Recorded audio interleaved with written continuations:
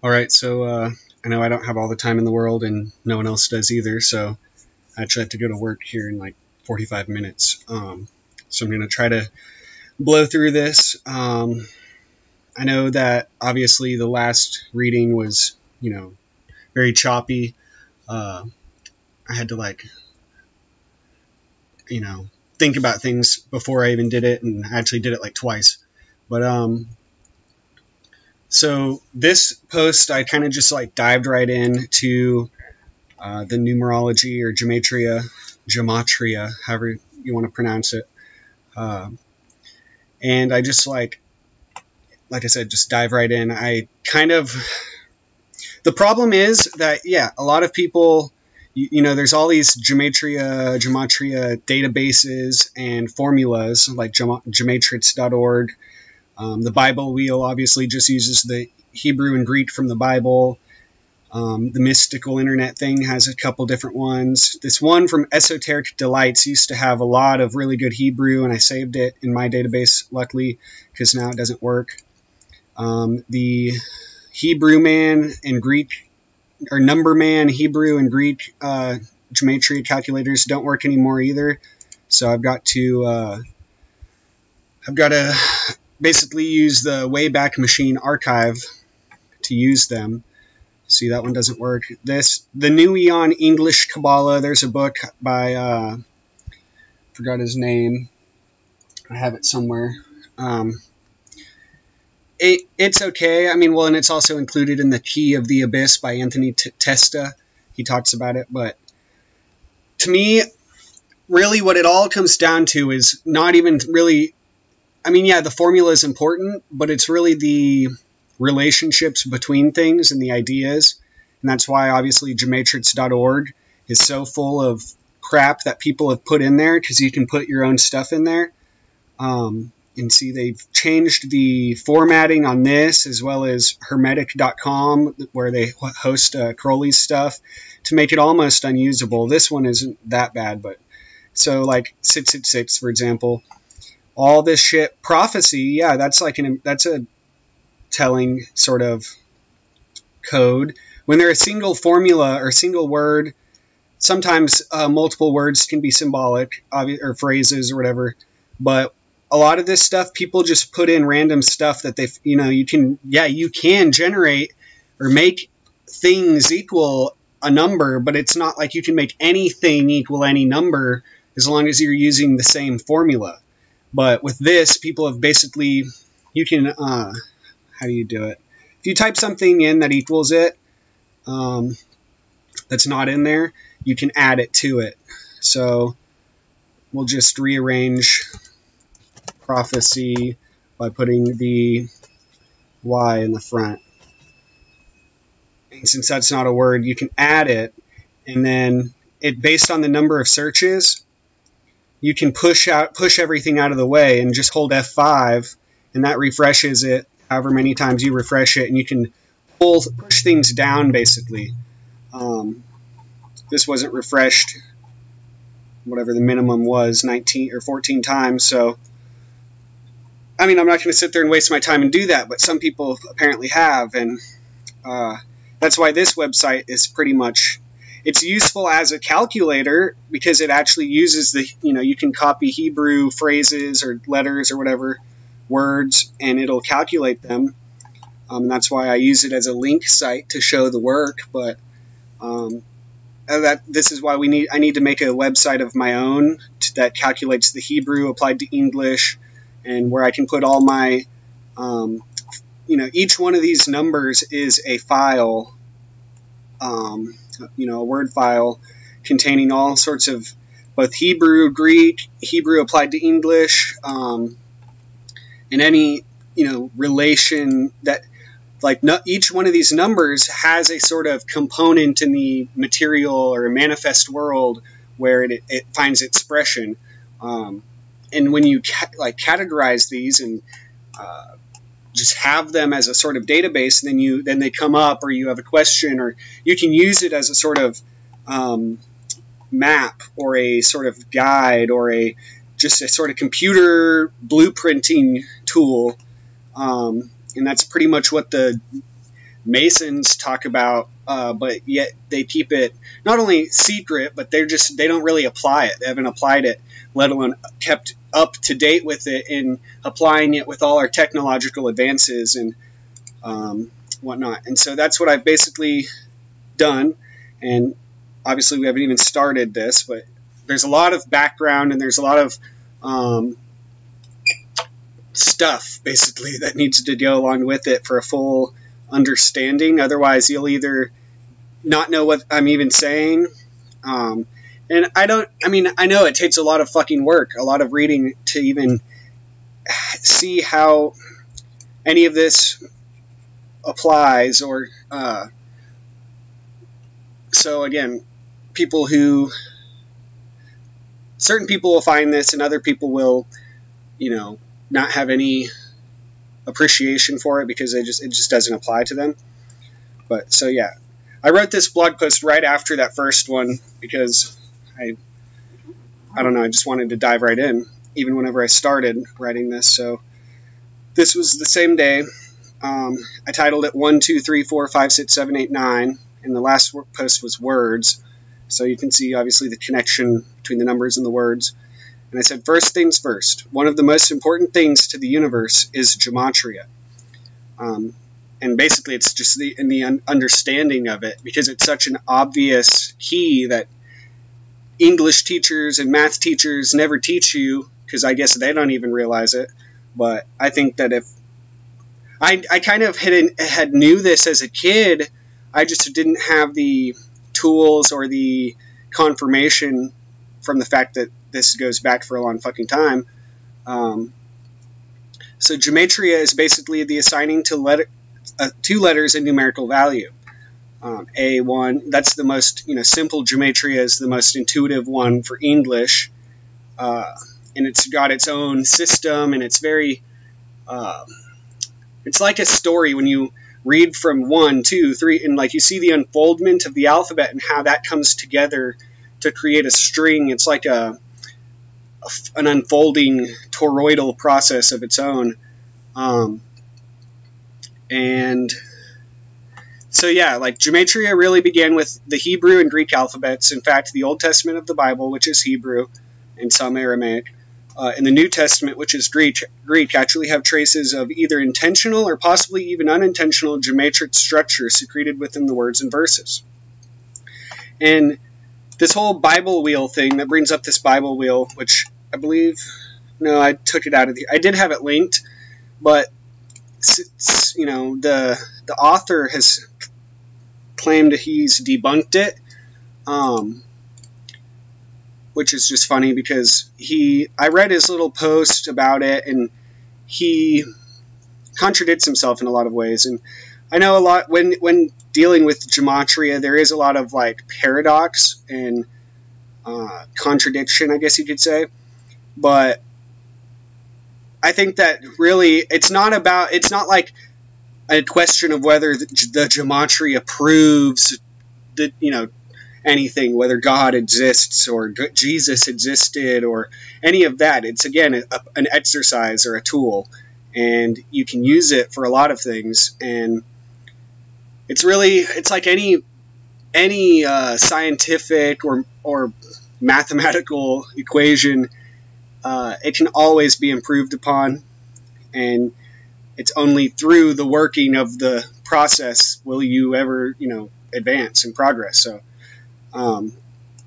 anyway, this website will come up in a bit, in like probably a few times, and yeah, it's useful for a few different things. And the first verse has this sort of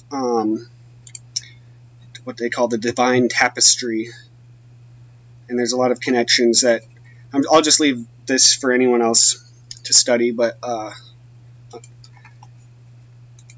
it was sort of helpful for me in learning all this. So the Hebrew, Greek, and English geometric formulas vary distinctly from one another, yet each one maintains a syntactical mathematic in its own right. Oftentimes, two formulas can be seen to interpinge one another, or interpenetrate, or like crossover, overlap, and you'll see that in the database, revealing a hidden connection or insight.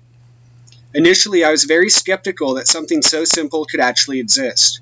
And yeah, like there's a lot of skeptics, and I say that with parentheses because it's like they do everything they can to do as little as they can.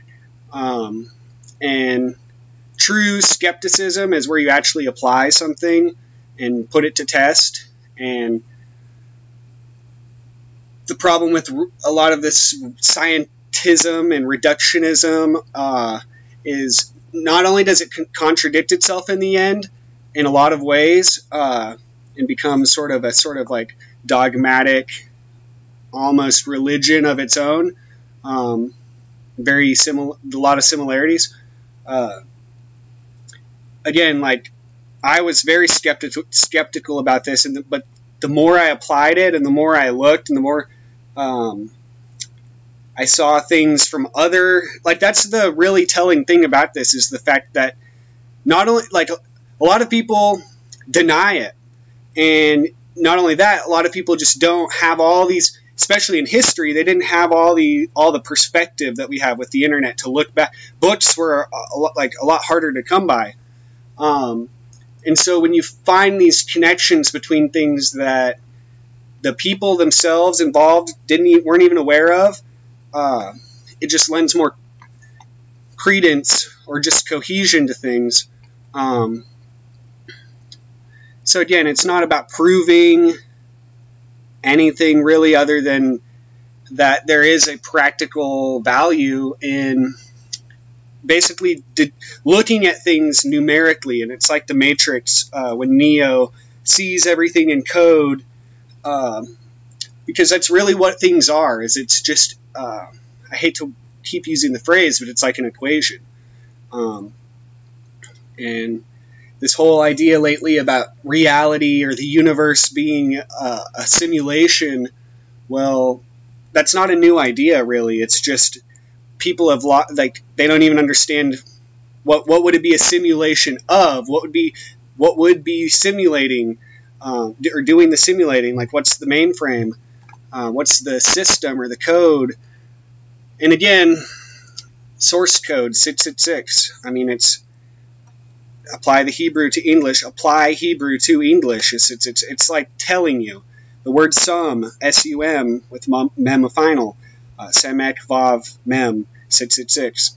And yet the Qabalah of 9 chambers also equals that. And so it shows how small and yet large phrases equate and overlap. And again, I keep getting sidetracked, but it's got to be said.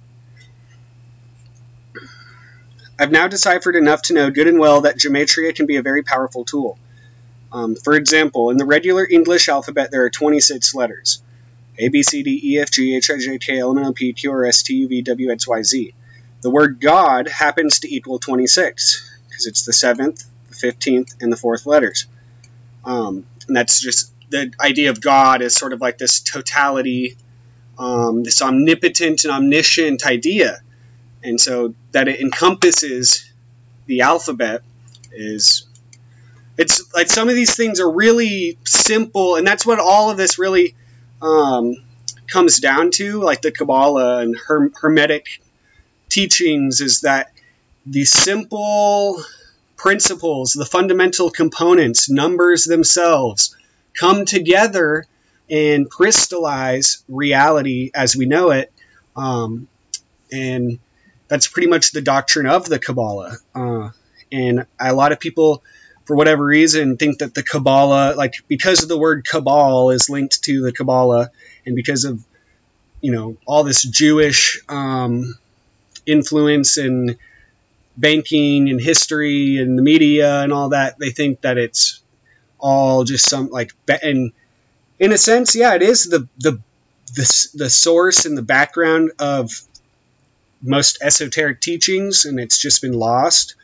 But when you apply it to various subjects, you'll see it fits and it helps to understand things. So the word God happens to equal 26. When you consider that one of the major Hebrew names for God is Yod-He Vav-He, also 26, well, that is a geometric connection. The Hebrew alphabet is incredibly valuable, especially when it comes to gematria. There are 22 letters, and each one fits in a particular path on the symbolic diagram of the macrocosm, the universe, and microcosm, man, known as the tree of life. And the tree of life, people commonly think that they confuse the planes, and they think of the spheres as the physical or terrestrial, or the manifest planets, and those are only one aspect of them. And that's why there's the 4 worlds in the Qabalah, because really there's different planes of manifestation, and I won't get into that right now, but the study of this is called Qabalah, or Qabalah, and the Q, it's spelled with a Q, it's the more occult, but it's really the original, because it's spelled Kaf, Beth, Lamed. The K is usually the Jewish Qabalah, and then the C is the Christian Qabalah. Whatever that would mean. I mean, it's just it's all the fucking Qabalah, but gematria is merely one aspect of this very deep subject. Rather than go deeply into the relevance of this system and all its symbology, I'm only going to state that the tree of life is one of many important things I will be referring to later on. Being acquainted with this system will help immensely, not only in understanding my writings, but it can serve as an amazing initiatory system if one really wants to gain its fruit. Much can be found about it online and in books. And obviously Crowley talks extensively about it, and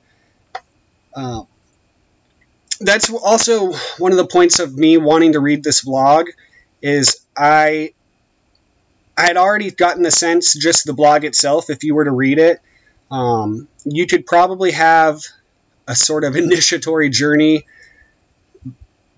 with the help of it. And so I think these videos, I want to see if that's possible too. So it'd be interesting to see what happens just through this whole process. And that's something I noticed also about every time I would post one of these blogs, I saw something in the news or something happen externally that would sort of I couldn't help but I wouldn't think there's a connection, but I would see some sort of synchronistic connection, and I see those everywhere. I don't lend too much credence to them so much, unless it's really the obvious ones that you can't help but, notice. It's not like you're looking for them. It's just, you're kind of, again, I'm skeptical as fuck about everything. But all these things, they came about without me even asking. It's just like it was chance. And so people get upset about the word coincidences, but what is a coincidence? It's just something that's coinciding. I mean, everything's a fucking coincidence. And so it's just certain ones have higher priority or value to them. So basically the premise is that all things are composed of numbers, and that's the Pythagorean teaching. Numbers, as we know them, all consist of the 9 fundamental numbers, with obviously 0 as the field. 1, 2, 3, 4, 5, 6, 7, 8, and 9. 10 simply begins a new cycle, and all the previous numbers are recycled. And that's really where everything crystallizes.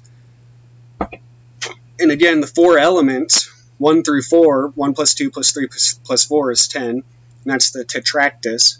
And that kind of shows how the 4 elements combine in this, you think of the swastika in its original sense, and how it's the whirling motion and it creates the manifestation. But the purpose of the particular structure of the tree is vague, until you actually begin to work with it and engage in the practice of path work by ascending the tree. And yeah, if you look at the tree, you're like, what the fuck? How would that? It looks like a sandal or something. And that's symbolic because it's like the Ankh, the foot strap of the gods. But it really doesn't, it's hard to understand, but you'll slowly see how really, with the middle pillar, each sphere on the middle pillar provides a sort of reorientating, So things keep flipping, and that's a part of the tree of life. You see, it's like an onion, and there's magnetic reversals, kind of, is the only way I can put it. That you're like, holy shit, I'm like, we are looking things from upside down and inside out world from the Malkuth, when we really, because the tree of life is really inward, and we're looking out and we're looking up, and it's like Marilyn Manson's, heaven upside down, the whole, he says something about, or do you pray above or below? And it's really not above or below, it's within and without. And I think he understood that, and that's why he's talking about that. So, and that's another person who I'll mention like a few times throughout here, because he really was, Marilyn Manson was what, when I was 13 years old, got me interested in the occult and the Qabalah. In Hollywood, he has like the Tree of Life in that, and in the artwork, and that pretty much triggered all this, my interest in all this stuff. Well, I was already interested, but it was part of the paper trail, or whatever, the path. Each sphere on the Tree of Life represents a number and is known as a sephirah, or sphere. Collectively, they are known as the Sephiroth. The paths that join them symbolize the communion between the sephirah they connect. So yeah, like, even though there's 22 Hebrew letters, 5 of them have a final version, so when they're on the end of a word, they have like a higher value, and that makes 27 actually total, which is this like cubic number, 3 cubed, which comes up importantly in a lot of ways, because the cube of the tarot and all that. According to the general interpretation of various oral myths and religious texts, stories like the biblical fall of Adam from the Garden of Eden are metaphorical adaptations of the same story that Kabbalah tries to teach.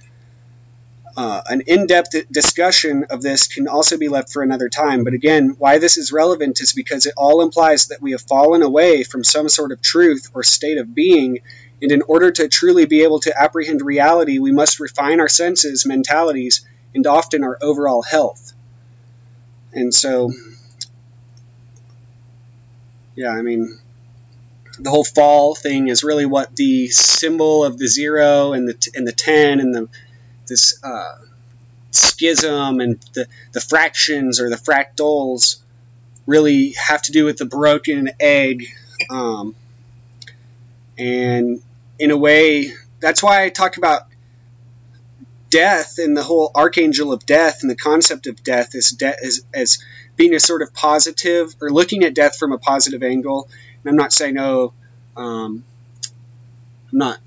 just saying from the out, like, that's part of the shadow that you, like in Carl Jung's philosophy, you want to integrate and confront in whatever way you can over time, because really death is that sort of like perfection of the equation, but that doesn't mean, go kill yourself, because the work, it's all about the work, and this gestatory cycle and the process. And so again, the egg is just really the center of all of this, and you'll see that, as we go on. According to the, hold on.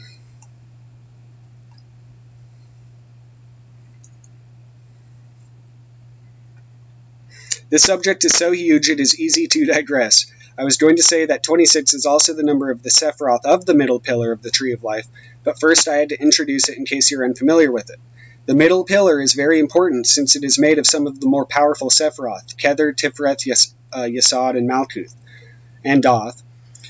The false Sephirah, which really is also key to understanding. Obviously, it is the fall, but wrapping your head around this stuff and like it's basically in the Kabbalah. They say like there's the lightning sword, or the sword of lightning, which caused sort of like incarnation. It's basically the fall itself, or the spark, the explosion, the Big Bang. and it's like the Arthurian legend of the sword and the stone. Basically, the sword awakens Malkuth, if you will, or awakens self-consciousness, and then there's the serpent that goes back up the tree of life, and it can never get past a doth, basically, in it, because it doesn't see. It's basically all about reflections. It's sort of like a teaching about the falsehood of the ego, and once you get beyond that, that's where the serpent really gets the wings, the winged serpent, and the symbol of the dragon comes in, and the awakening of the dragon, or the eye of the dragon opening, which I'll also get to because that's at this whole bottom of the tree of life thing. And again, that's where, like I said, the middle pillars or the middle spheres of the tree of life are these awakening centers.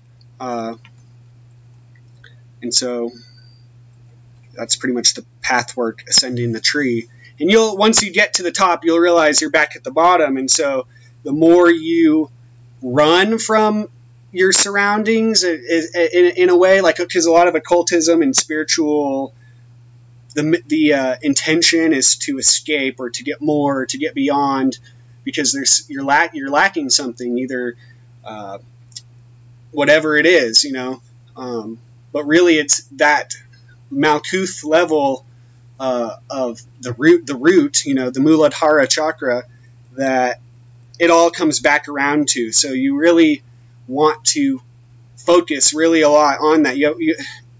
One of my friends has really helped me to see that, how much it really, you want to come back down to earth, because what goes up must come back down, and you want to make sure that everything's very stable, and that can be very difficult when you're involved with these higher sort of chakra, or just when your mind's in the clouds, so to speak. It can be very, destabilizing, and that has its place in the whole alchemical transformation that anyone needs to go through. So another geometric connection, perhaps the one that makes the other examples a lot more relevant, is the fact that the 26th verse of the first chapter of the first book of the Bible, Genesis, says, and God said, "Let us make man in our image, after our likeness, and let them have dominion over the fish of the sea, over the fowl of the air, over the cattle, and over all the earth, and over every creeping thing that creepeth upon the earth."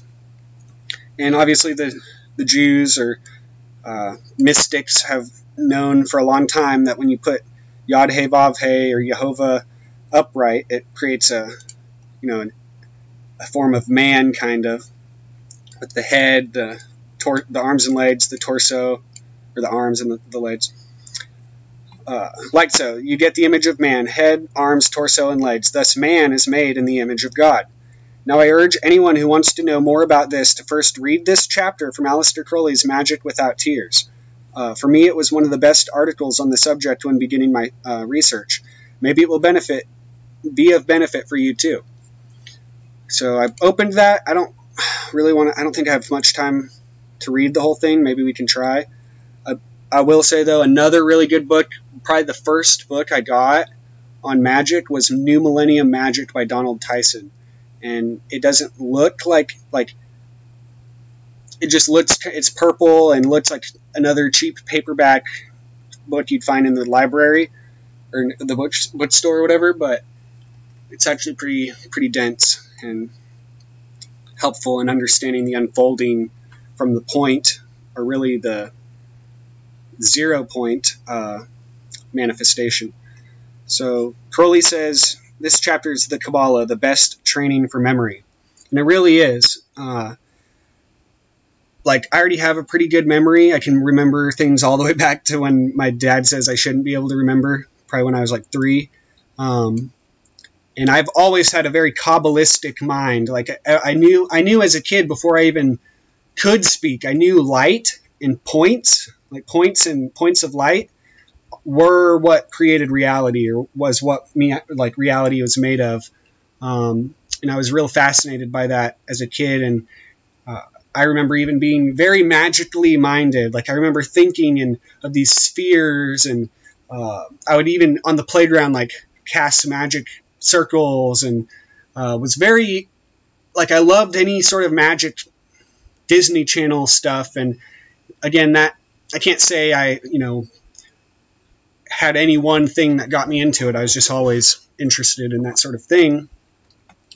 And so the Qabalah, I can't recommend the Qabalah any more, and that's why Crowley did too. And a lot of people like to say, oh, Crowley was the charlatan who was only interested in money and drugs and stuff. But really, the fact that no one can see beyond any of that, or a few people can, just lends...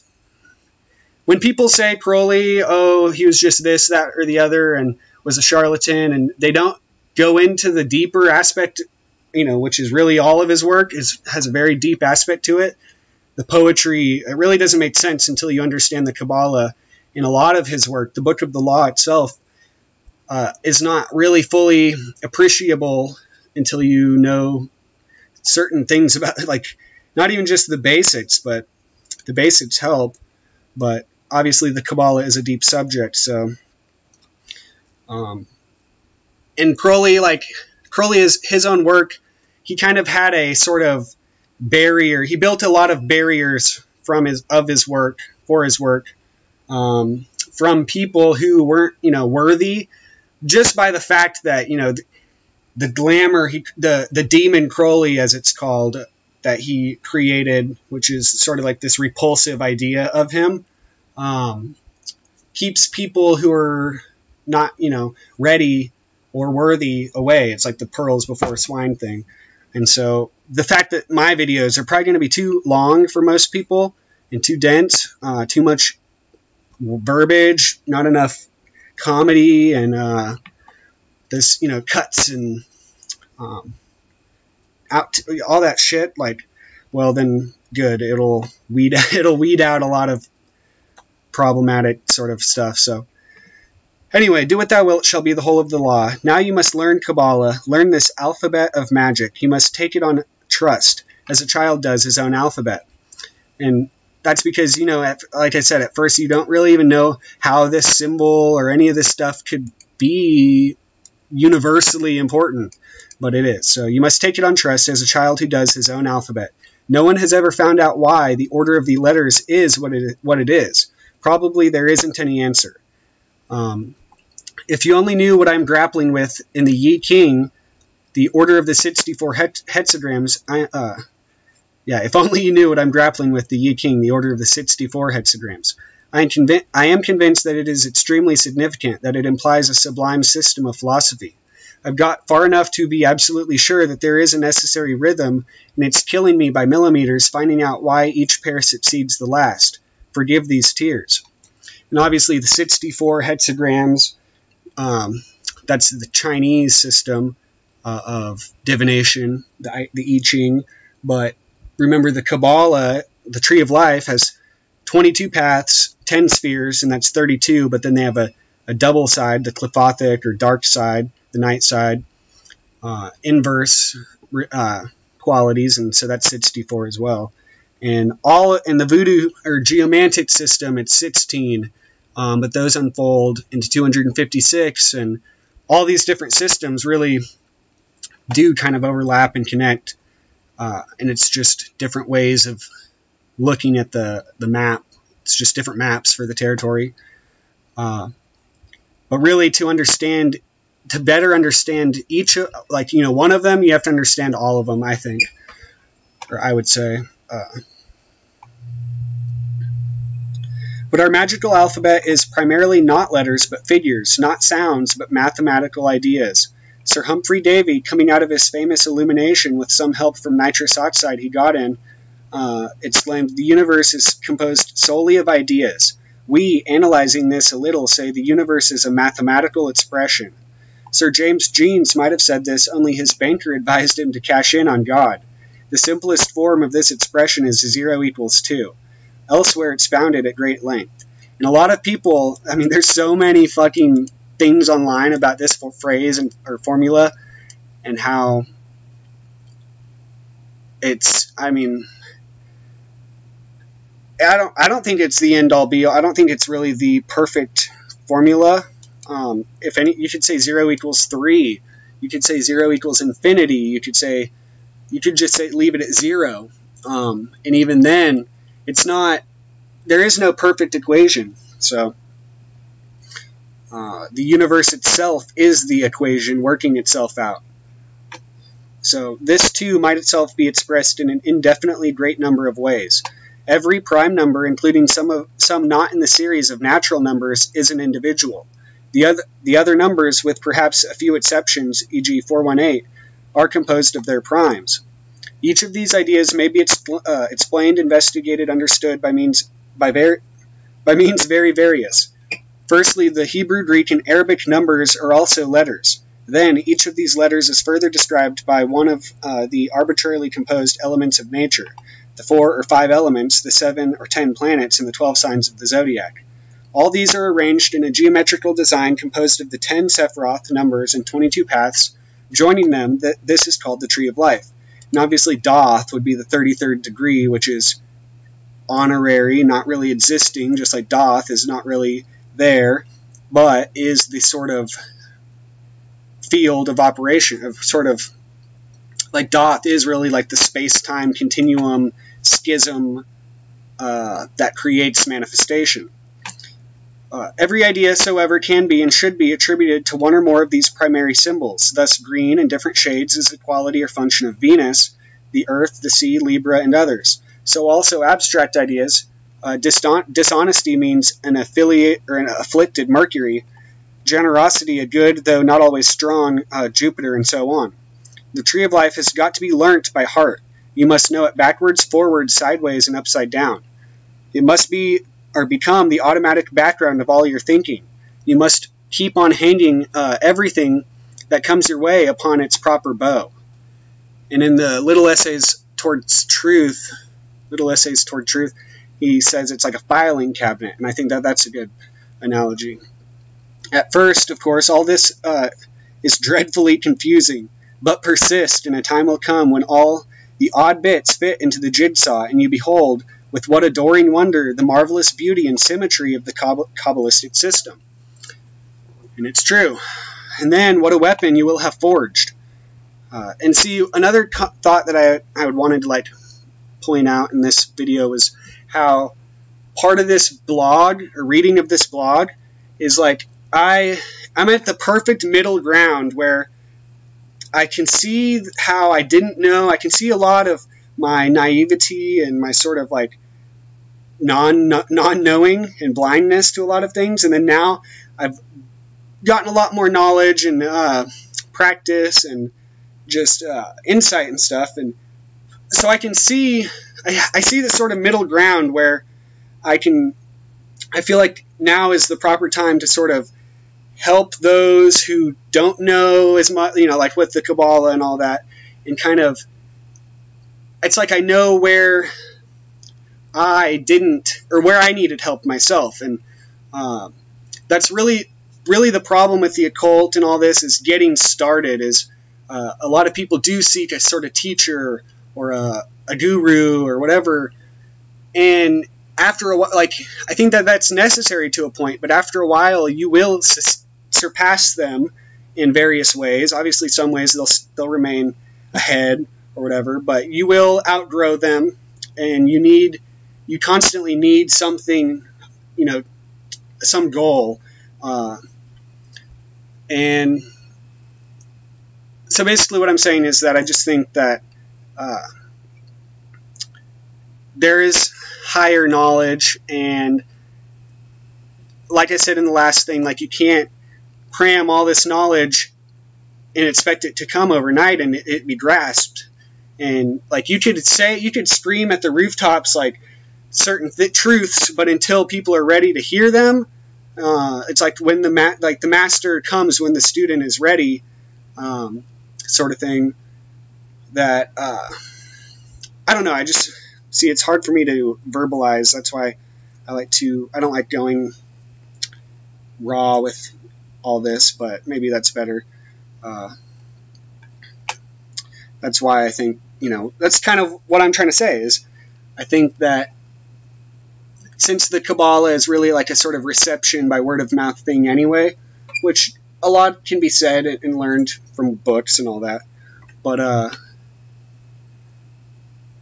there does need to be sort of like stepping stones and people along the way, and really like once someone gets so proficient and knowledgeable in a subject and then they try to teach someone else who doesn't know anything about it, there's a huge disconnect and a learning curve. And so I think it's important to take a minute on your way, up the steps, so to speak, to kind of, look back and, help people along the way. And it's funny because, like, the AA, the Argentium Astrum or Silver Star, in that way, I see that as very close to the AA, Alcoholics Anonymous system, which is like, we keep what we have by giving it to others. That's very similar in the AA, is like, the progress comes by the successive people. And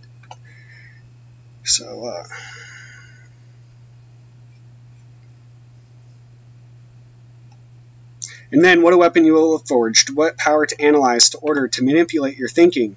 And please remember, when people compliment you on your memory or the clarity of your thought, to give credit to the Qabalah. And yeah, my clarity of thought is, I don't know if we could say it was clear, but that's fine. I seem to hear you purr. That looks a lovely machine. The design is just elegant. That scarf pin of yours is perfectly sweet. There's only one point: how to make the damn thing work. Ah, yes, like the one in the apocalypse. The sting is in your tail. Honest, you needn't worry. It works on ball bearings, and there's always those 13 fountains of magnificent oil flowing down the beard of Macroprosopus, in case it creaks a little at first. But seriously, all the mathematics you need is simple addition and multiplication. And division. Yeah, you rudely reply, that's what you think, but you haven't gotten very far in the Qabalah. Too true, sister. The Book of the Law itself insists upon the fact it contains a Qabalah which was beyond me at the time of its dictation, is now beyond me, and always will be beyond me in this incarnation. Let me direct you to your spiritual attention to AL chapters 1 verse 54, chapter 1 verse 56, chapter 2 verses 54 through 55, chapter 2 verse 76, and chapter 3 verse 47. Now, there was enough comprehensible at the time to assure me that the author of the book knew at least as much Qabalah as I did. I discovered subsequently more than enough to make it certain without error that he knew a very great deal more, and that of an altogether higher order than I knew. Finally, such glimmerings of light as time and desperate study have thrown on many other obscure passages to leave no doubt whatever in my mind that he is indeed the supreme Kabbalist of all time. And so, yeah, this Qabalah that's, but beyond him or whatever, I think it simply is the applying Hebrew to the English, and that is the new Qabalah, and I've given what I've, you could say is proof, but it's not really proof, it's just more evidence or whatever, but I asked you how to work it. Don't be so peevish, querulous, and impatient. Your zeal is laudable, but it's wasting your own time to hurry me. Well, when you've got this alphabet of numbers in its proper shape, absolutely by heart, with as many sets of attributions as you can commit to memory without getting confused, you may try a few easy exercises beginning with the past. How many sets of attributions? Well, certainly the Hebrew and Greek alphabets with the names and numbers of each letter and its meaning, a couple of good lists of God names with a clear idea of the character, qualities, functions, and importance of each, the keen scale of color of all the tarot attributions, of course, then animal, plants, drugs, perfumes, a list or two of archangels, angels, intelligences, and spirits. That ought to be enough for a start. Now you are armed. Ask yourself, why is the influence of Tifereth transmitted to Yesod by the path of Semek, offense, Sitzti, Sagittarius, the archer, Art, blue, and so on, but to Hod by the path of Ayin and I, 70, Capricornus, the goat, the devil, indigo, KTL. 13 is the number of Achad, Hebrew. unity, and ahaba, love, then what word should arise when you expand it by the creative dyad and get 26? What when you multiply it by 4 and get 52? Then, suppose the pentagram gets busy, 13 times 5 is 65. What then? Now don't you dare come round crawling to me for the answers. Work it out yourself, what sorts of words they ought to be, and then check your result by looking up those numbers in the Sefer Sephiroth, Equinox Volume 1, Number 8, Supplement. When you are a real adept at these well-known calculations, prepare to enter the immeasurable region and dig out the unknown. You must construct your own Qabalah. Nobody can do it for you. What is your own true number? You must find it and prove it to be correct. In the course of a few years, you should have built yourself a palace of ineffable glory, a garden of indescribable delight. And see, this palace, or it's pretty much the Qabalah of 9 chambers, when you really, open it and get in there and see what the fuck that really means. It's basically everything is this giant fractal unfolding in its own little bubbles, space-time bubbles. Nor time nor fate can tame those tranquil towers, those minarets of music, or fade one blossom in those avenues of perfume. Humph, nasty of me, but it has just struck me that it might be just as well if you made a Sefer Sephiroth of your own. And yes, I've said that too. Make your own database. It's basically what he's saying. What a positively beastly thing to suggest. However, I do suggest it. After all, it's simple enough. Every word you come across, add it up, stick it down against the number in a book kept for the purpose, or on the computer. It makes it a lot easier. That may seem tedious and silly. Why should you do it all over again, the work that I've already done for you? Reason, simple. Doing it will teach you Qabalah as nothing else could. And again, I could give you my database, and eventually it will be public. But unless you did the work yourself, you won't see how it works. And that's basically this whole, again, the Masonic idea of the master builder. Besides, you won't be all cluttered up with words that mean nothing to you. And if it should happen that you want a word to explain some particular number, you can look it up in my Sefer Sephiroth. By this method, too, you may strike a rich vein of words of your own that I've altogether missed. No doubt, a really great teacher would have said, beware, use my dictionary and mine alone, all others are spurious. But then I'm not a RGT of that kind. For a start, of course, you should put down the words that are bound to come in your way in any case, like numbers like 11, 13, 31, 37, and their multiples, the names of God and the principal angels, the planetary and geomantic names, and your own private and particular name with its branches. After that, let your work on the astral plane guide you. When investigating the name of and other words communicated to you by such beings as you meet there or invoke, many will come up in their proper connections. Very soon you will have a nice, quite a nice little Sefer Sephiroth of your very own. Remember to aim, above all things, at coherence. It is excellent practice, by the way, to do some mental arithmetic on your walks. Acquire the habit of adding up any names that you have come across in your morning's reading. Nietzsche has well observed that the best thoughts come by walking, and it has happened to me more than once or twice that really important correspondences have come as by a flashlight when I was patting the old hoof.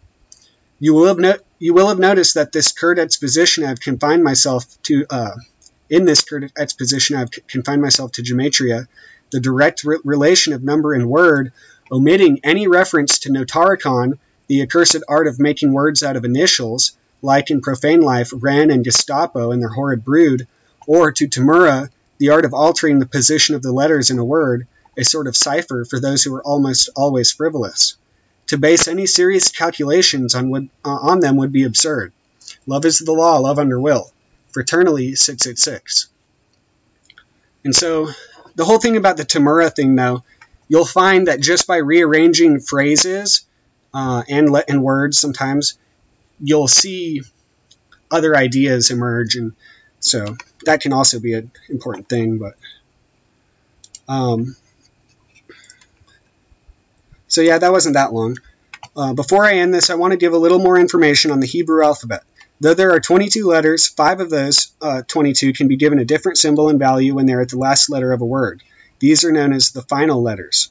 For example, the word, and see, I haven't said this, but for those who don't know, Hebrew is written right to left. So, ha-chosek, the kaf on the end is final, so it's 500. Chosek, darkness, ends with one of the letters that has a final value. The enumeration of this word can either be 333 or 813. And both are equally valid, and so the connections, well, you just kind of have to keep that, the meaning in mind when you go and expand, and see how things connect. The values of the Hebrew alphabet are shown below.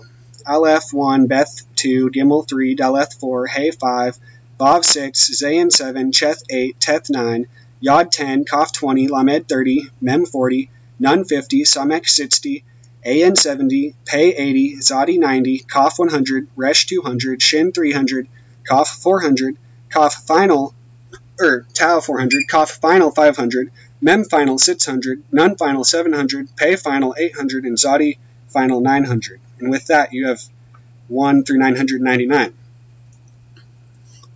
As you can see, the formula is different than the one I used for the regular English. In Hebrew gematria, the numbers go from 1 to 9, 10 through 90, and 100 through 900. So technically, there are 27 letters. Greek gematria is similar, though its letters are slightly different. I believe there's 24 in Greek. What I meant earlier by using different formulas for different alphabets is that when you use the Hebrew formula for, say, English words, you can find some pretty startling revelations. For example, the word revelation can be rendered as Resh 200, Hey 5, Vav 6, Hey 5, Lamed 30, Aleph 1, Tau 400, Yod 10, Ayin 70, and Nun 50, 777. 777 is the number of to represent, liken, be like, to speak in a proverb, use a proverb, speak in parables. The inner man, mind, will, heart, understanding, inner part, knowledge, thinking, reflection, explanation, interpretation, explication, account, excuse, and the Greek word for prove. It's also the Olam HaKlaphoth, or Olam HaKlaphoth, the world of the shells, and that's that's obviously the Klaphoth, the dark side of the tree of life, or whatever. The tree of death, and that's a big, huge aspect to the Qabalah that is left out even by a lot of authors on the Qabalah, or writers or whatever. This may seem arbitrary, but it serves as a tool for analyzing cryptic meanings and discerning concepts by deciphering their mathematical construction. And again, cymatics, it just came to mind. I've talked about that. And slowly over time, I learned more and more different values and how this all applies. So, again, this is one video that will be many more. The best thing you could do is create your own geometric database, either by hand or on a computer. I have begun one of my own, and I'm currently working on it so that maybe one day I can release it to the world as an example of how reality can be apprehended as a metaphysical web of sorts. As Terence McKenna once said, the syntactical nature of reality, the real secret of magic, is that the world is made of words, and if you know the words that the world is made of, you can make it whatever you wish.